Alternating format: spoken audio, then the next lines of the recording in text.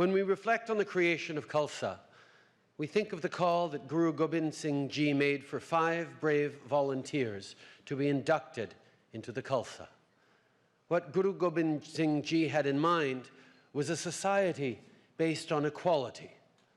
Those 5 individuals came from different religions, castes, and professions. And that is as it should be, in a country as welcoming and diverse as Canada is, a country strong not in spite of our differences, but because of them. Unfortunately, as we all know, Canada hasn't always lived up to that ideal. This year will mark the 102nd anniversary of the Komagata Maru incident, where 376 passengers of mostly Sikh descent arrived in Vancouver and were refused entry to Canada due to the discriminatory laws of the time.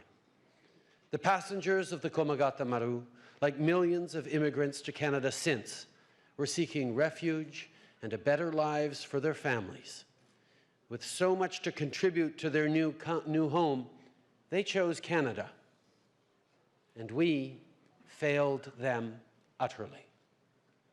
As a nation, we should never forget the prejudice suffered by the Sikh community at the hands of the Canadian government of the day. We should not, and we will not.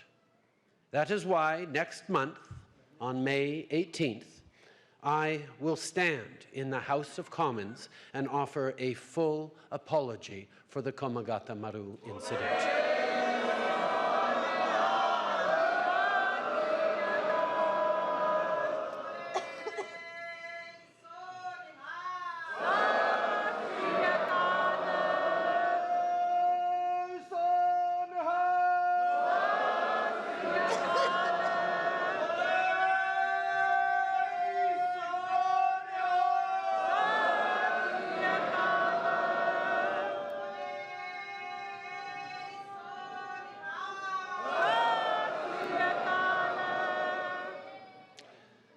An apology made in the House of Commons will not erase the pain and suffering of those who lived through that shameful experience.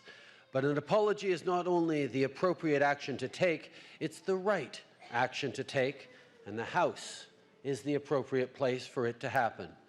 It was in the House of Commons that the laws that prevented the passengers from disembarking were first passed.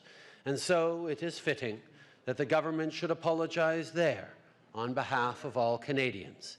It's what the victims of the Komagata Maru incident deserve, and we owe them nothing less.